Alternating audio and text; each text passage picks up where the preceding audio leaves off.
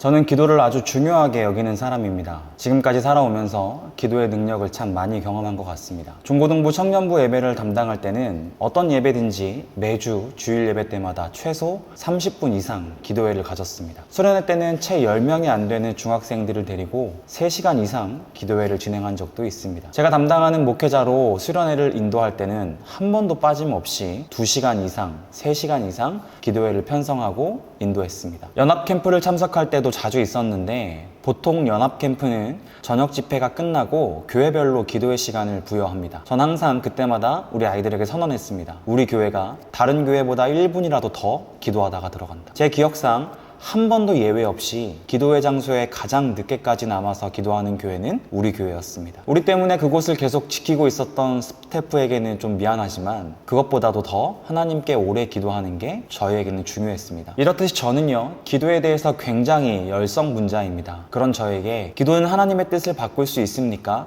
라고 묻는다면 전 망설임 없이 아니요 라고 대답할 것입니다. 저는 기도는 결코 하나님의 뜻을 바꿀 수 없다고 믿습니다.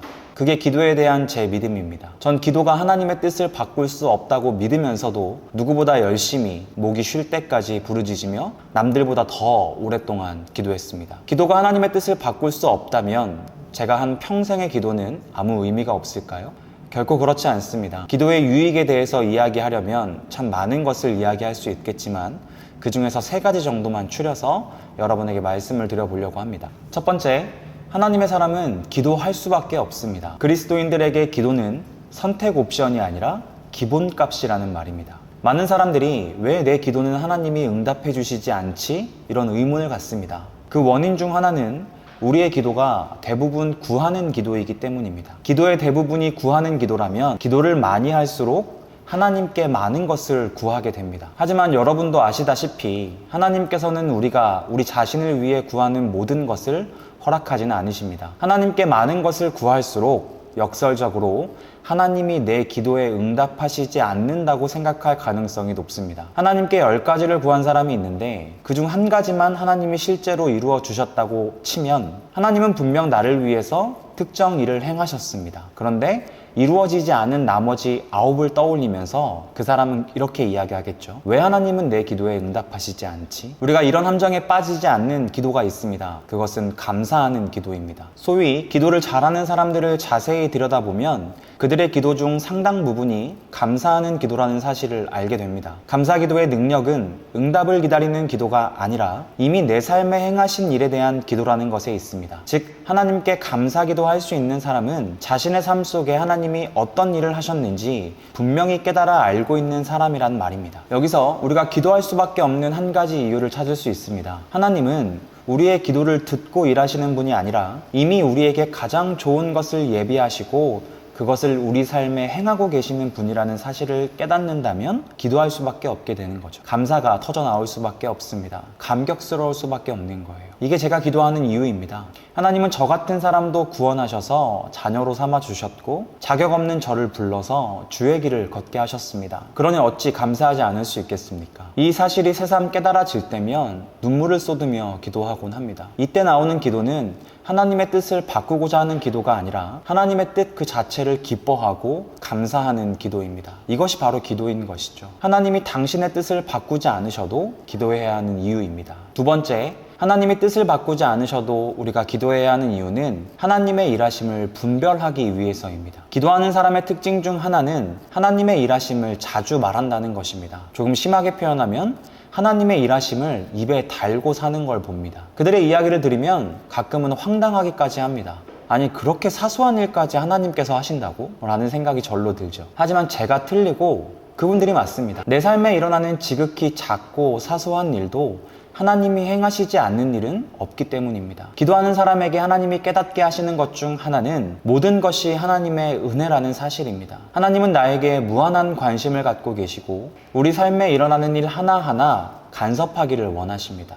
우리 스스로 하나님을 찾고 하나님께 지혜를 구하기를 기다리고 계세요. 기도가 바로 그런 시간입니다. 기도할 때 하나님이 지혜를 주십니다. 기도할 때 하나님이 어떤 일을 행하고 계시는지 그 일에 내가 어떻게 쓰임받을 수 있는지 깨닫게 하십니다. 기도해야만 내 삶 속에서 하나님이 어떤 일을 행하시는지 알 수 있는 것입니다. 세 번째, 기도는 변하지 않는 하나님의 뜻 안에서 우리가 처한 상황과 환경을 바꿀 수 있습니다. 앞서 두 가지 말씀을 드렸는데 그렇다고 기도가 아무것도 바꿀 수 없는 것은 아닙니다. 우리는 전지전능하시고 주권자이신 하나님께 기도합니다. 하나님은 모든 것을 통치하시고 주관하시는 분이십니다. 그분이 원하시면 바꿀 수 없는 것이 없고 그분이 원치 않으시면 바꿀 수 있는 것이 하나도 없습니다. 그 하나님께서 성경을 통해 약속하신 것이 있으니 우리의 기도를 들으신다는 것입니다. 예레미야 29장 12절 말씀을 보니까 내게 와서 기도하면 내가 너희들의 기도를 들을 것이요 라고 말씀하고 있습니다. 주권자이신 하나님께서 우리 한 사람 한 사람의 기도를 살펴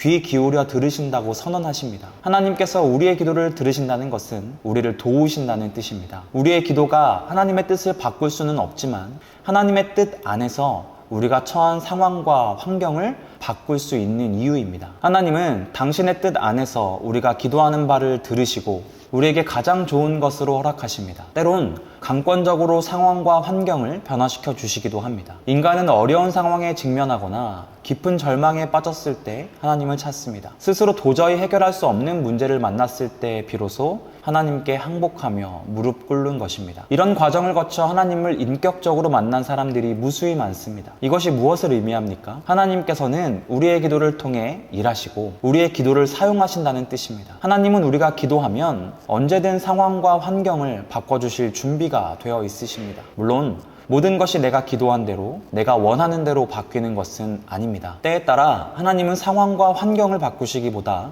내 마음을 바꾸시기 때문입니다. 저는 이것이 예수 믿는 그리스도인에게 주어지는 가장 큰 복이라고 생각하는데 우리의 마음이 변화된다는 것입니다. 이것이 놀라운 기도의 능력입니다. 하루아침에 완전히 다른 사람이 되어본 적 있으십니까? 앞이 캄캄한 상황은 여전한데 그것을 대하는 나의 마음가짐과 태도가 완전히 달라진 것을 경험한 적이 있으신가요? 그걸 경험한 사람은 자유롭습니다. 그래서 기도하는 사람은 자유로운 것입니다. 내가 기도할 때 어떤 방식으로든 하나님이 역사하시기 때문이죠. 내가 기도하면 하나님은 둘 중 하나를 바꿔주십니다. 상황과 환경을 바꿔주시든 아니면 나를 바꿔주시든 말입니다. 전 사역하면서 질병에 고통당하는 사람들을 참 많이 봤습니다. 암이나 백혈병으로 세상을 떠난 교인도 있었습니다. 지금까지 질병으로 고통받는 수많은 성도를 위해 기도했는데 놀랍게도 그 기도는 모두 응답되었습니다. 어떤 경우는 기적처럼 질병이 나았습니다. 병원에서 사형 선고를 받은 성도가 완치 판정을 받은 사례를 너무나 많이 경험했습니다. 그보다 더 놀라운 경험은 온 교회가 오랜 시간 부르짖으며 기도했지만 끝내 하나님의 부르심을 받았을 때입니다. 하나님은 놀랍게도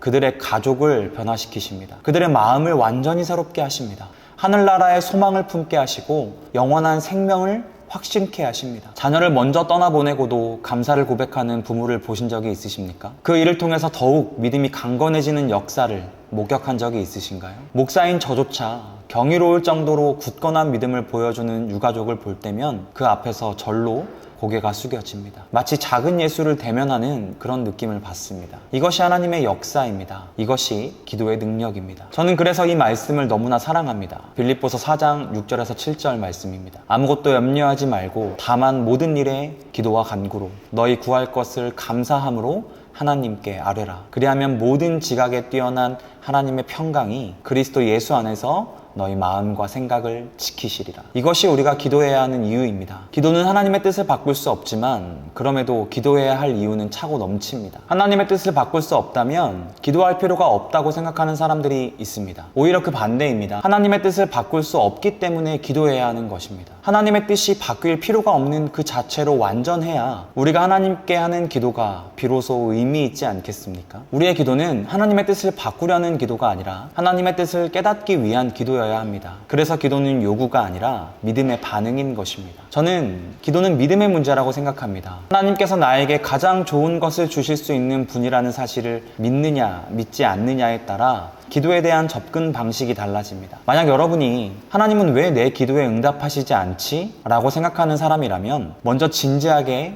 점검해 봐야 합니다. 나는 정말 하나님을 믿고 있는가? 전지전능하신 하나님께서는 최고의 타이밍에 나에게 필요한 것을 공급하시기 위해서 모든 관심을 나에게 주고 계십니다. 그 사실을 여러분들은 믿고 계신가요? 하나님의 뜻을 바꾸지 않으셔도 그 하나님의 뜻 안에서 모든 것을 바꾸실 수 있는 하나님께 오늘도 간절히 기도하며 나아가는 저와 여러분들이 되시기를 바랍니다.